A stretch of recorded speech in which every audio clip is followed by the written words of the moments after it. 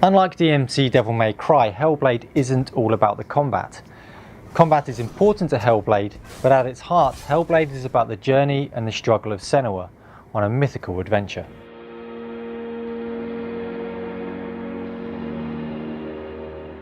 In the famous book Don Quixote, the hero sees the world interpreted through madness, seeing giants instead of windmills. And in a similar way, when you play the game, you experience the world through Senua's mind's eye. Senua knows that there is no going back to how things were.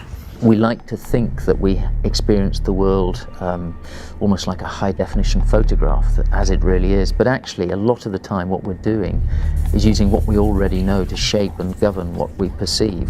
You know, if we recognize that principle of how the brain functions, it may be that we can begin to understand what happens in the context of psychosis, because psychosis can't really easily be understood as just some malfunction of the mind. It's actually a very creative process where somebody constructs a world.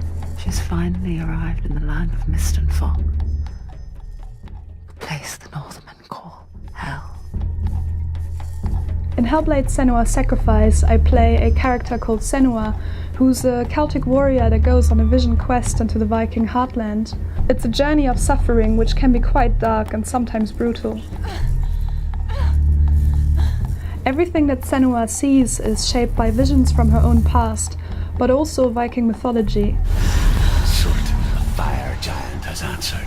He comes from a land older than mankind. At the start of the project, we researched as much as we could Viking mythology, art and culture, but the more we looked into it, the deeper we went, the more I started to feel like we were out of our depth. So we reached out to Dr. Elizabeth Ashman Rowe, a leading scholar in the Department of Anglo-Saxon, Norse and Celtic from the University of Cambridge. We showed the game to Dr. Elizabeth Ashman Rowe, and she gave us a lot of very detailed feedback on Norse art, culture and myth, and we realised we could go a lot deeper on the Norse legend. She agreed to come on board as consultant and presented a trove of reference material to the team. I was talking about idols. We don't have a lot of them left. We hear many descriptions of wooden men or sacrifices on poles. The more we learned from Elizabeth, the more we wanted to share these myths with you.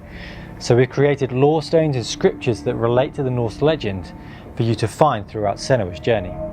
A secret path along the cliffs will take you to Gjallarbrú, the bridge that separates the living from the dead. The roots of the Tree of Death will take you to new lands where you will face the trials. Look around and you will see them. The drowned, the sick. Here they lie, rotting in the fields and rivers of hell. I've often been struck by the sense that I get talking to people with psychosis that they do feel themselves on a quest. I mean, it may be a figurative one, and in some cases people actually experience a genuine physical quest. They're looking for someone or something or some answer, and with the feeling that if they can only achieve that, then there will be a release or a resolution to all of the things that are plaguing them. And she will fulfill her vow,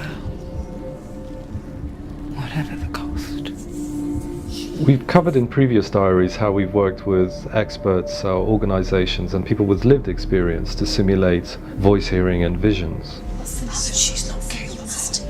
But another lesser-known aspect of psychosis is the ability to see patterns and associations and find meaning in them. One individual we spoke to told us in vivid terms how this felt for him, where every day felt like a puzzle, the clues of which were found in symbols, sounds, colours and visions in the world all around him.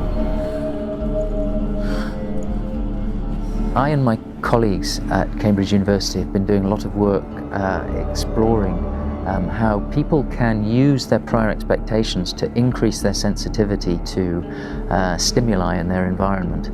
And one of the very striking things that we found recently is that people with psychosis or prone to experiencing psychotic symptoms may actually be remarkably good at that.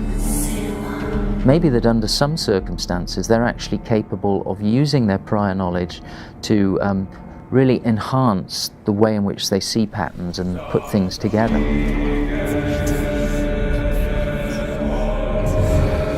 The idea of illusion and shifts in perception is common in both psychosis and Norse mythology, so these ideas form the backbone of the puzzle experiences in the game.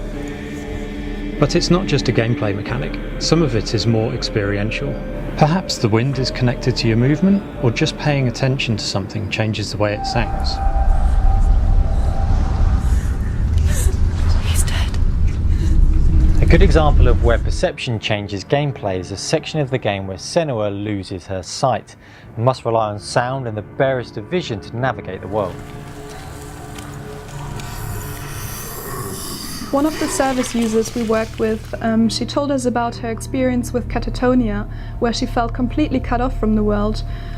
So we put a section in the game where Senua can barely see or hear anything, and as a player you have to try and find a way out of it.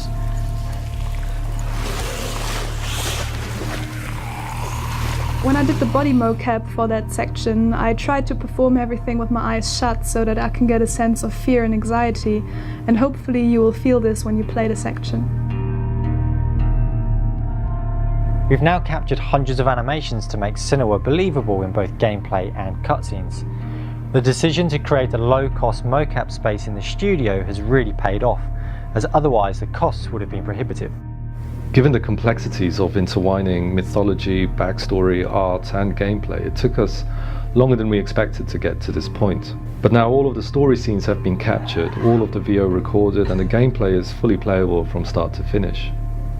We now run dailies where representatives from art, story, sound, design and gameplay are all present, and we spend an hour every day reviewing a section of the game, and that very day we implement everything that we can think of to make it a polished experience. And this is a process we're going to rinse and repeat every single day until we finish the whole experience. Because she sounds too scared. The breathing's good, it really gives you a presence. The breathing's going to be all the time, even when she's not scared. Yeah. Okay, cool. We've just completed our alpha milestone for Hellblade Senua's Sacrifice, and that means that for the first time you can now play the Hellblade experience from the beginning right through to the end. This, however, doesn't mean that the game is finished. There's still a huge amount of work to be done, but all of the levels, gameplay and story are now in place. But it does mean that we can now focus on what really matters, and that's the player experience.